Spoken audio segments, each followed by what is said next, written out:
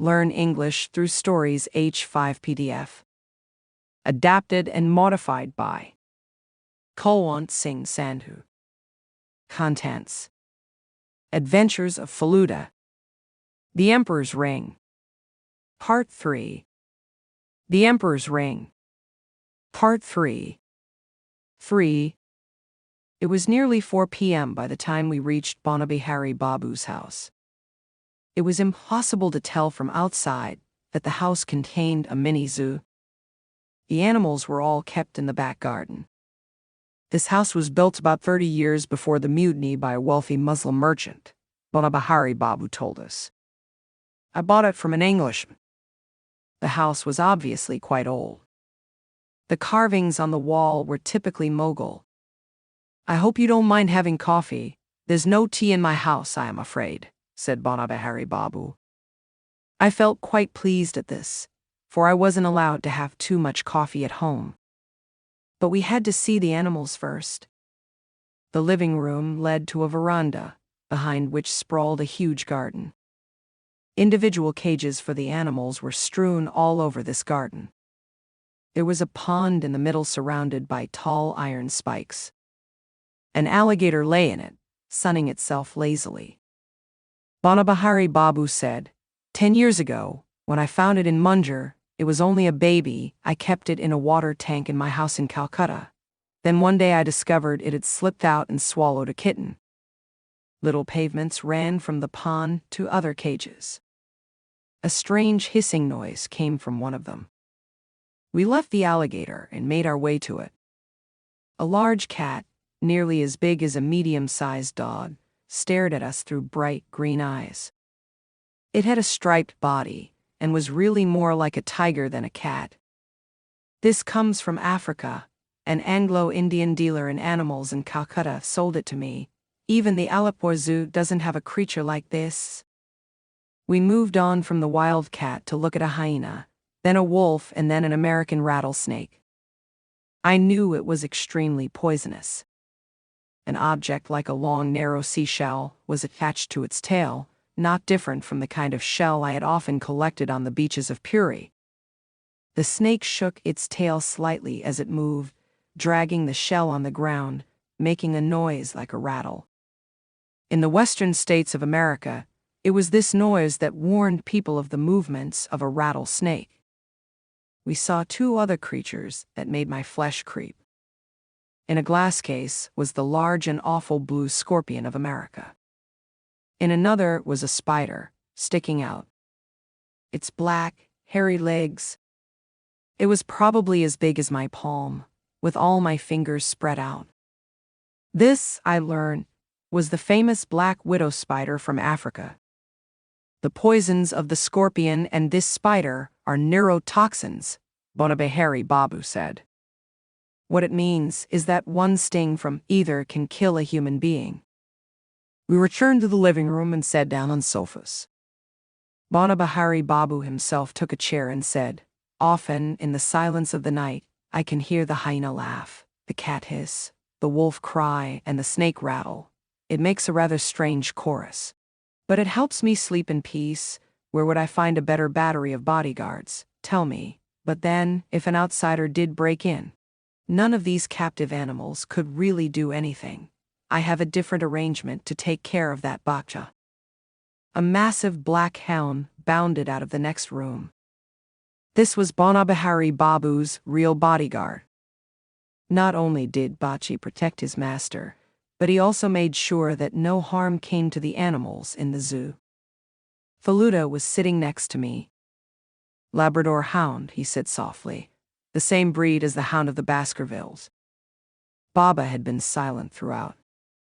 Now he said, tell me, do you really enjoy living with these wild animals in your house? Bonabihari Babu took out a pipe and began filling it. Why not? He replied. What's there to be afraid of? There was a time when I used to go hunting regularly, and my aim was perfect. But I never killed anything, except wild animals. Once, only once, did I kill a deer. I was simply showing off to an American friend, trying to prove how good my aim was, and the deer was about 150 yards away. I felt such bitter remorse afterwards that I had to give up hunting altogether. But animals had become a part of my life. So I went into the business of exporting some of them. Then, when I retired, having a zoo in my house seemed only natural.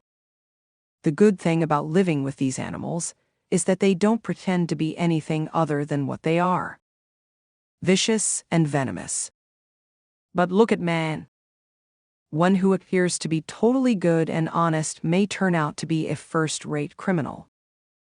You can't really trust even a close friend these days, can you? So I've decided to spend the rest of my life in the company of animals. I don't meddle in other people's affairs, you see. I keep to myself. So what others think or say about my lifestyle doesn't matter to me at all. But I've been told that my little zoo has been responsible for keeping burglars at bay. If that is true, I must say I've unwittingly done some good to the whole community. This last remark made me first look at Derukaka and then at Faluda. Could it be that Bonabihari Babu didn't know about the attempted theft at Dr. Srivastava's house? I didn't have to wait long to get an answer. Dr. Srivastava himself arrived almost as soon as Bonabihari Babu's bearer appeared with the coffee and some sweets. After greeting everyone, Dr. Srivastava said to Derukaka, "A boy fell from a tree and broke his arm. Not very far from where you live. I went to your house after seeing him. Your bearer told me you hadn't returned, so I came straight here." Derukaka gave Dr. Srivastava a reassuring look to indicate that his ring was safe. Srivastava appeared to know Bonabihari Babu quite well. Perhaps friendliness among neighbors ran more easily in small towns. "Bonabihari Babu," he said jokingly, "your watchmen are getting slack." Bonabihari Babu seemed taken aback. "What do you mean?" he asked. "A thief broke into my house the day before yesterday, and none of your animals made a noise." "What, a thief in your house? When?" "At about 3 a.m. No, he didn't actually take anything. I woke suddenly, so he ran away." "Even so, I must say he must have been an expert to have escaped Batch's attention. Why? Your house can't be more than a couple of 100 yards from mine. Whoever it was must have walked past my compound. There is no other way." "Never mind," said Srivastava. "I just wanted you to know what had happened." The sweets were still lying on our plates. "Have some of these," Bonabihari Babu invited. "These are called Sendile Ka Ladu and Gulabi Riori. These and Bunapira. All three are a speciality of Lucknow." I wasn't too fond of sweets, so I paid little attention to these words and began watching Bonabihari Babu closely. He seemed a little thoughtful. Faluda, however, was busy stuffing himself. Having eaten 2 ladus already, he stretched out a hand and pretended to wave a fly away from my coffee cup. Before I knew it, he had picked up a ladu from my plate with supreme nonchalance. Rather unexpectedly, at this point Bonabihari Babu turned to Srivastava and asked, "Hope you still have the emperor's ring?" Dr. Srivastava choked. Then, pulling himself together with an effort, he covered the sudden fit of coughing with a small laugh and said, "Good God, you haven't forgotten."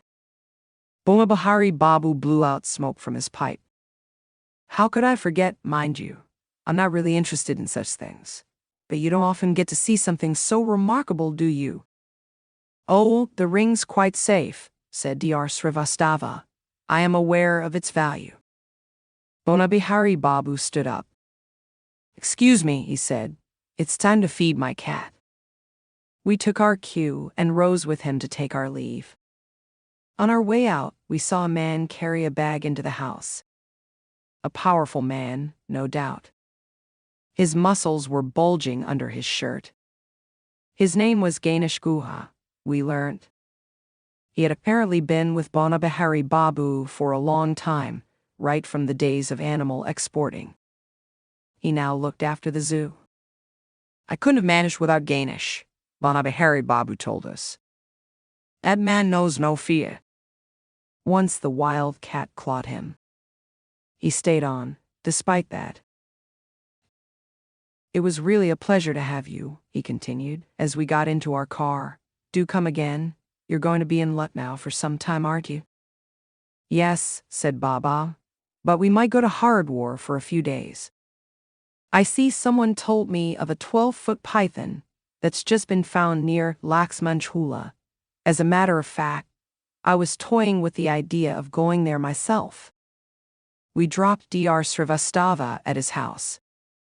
Just as he got out of the car, a sudden strange, eerie howl coming from Banabihari Babu's garden startled us all. Only Faluda yawned and said, "Hyena." Heavens! So this was the famous laugh of a hyena. It chilled my blood. Yes, that noise often gave me the creeps, Dr. Srivastava said through the window, but now I've got used to it.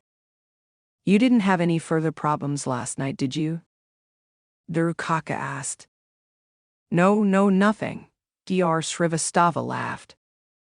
It was nearly dark by the time we got home. From somewhere in the distance came the sound of drumbeats. Preparations for Ram Leela, Durukaka explained. What is Ram Leela? Oh, it's a North Indian performance held during Dussehra. The whole story of the Ramayana is staged as a play.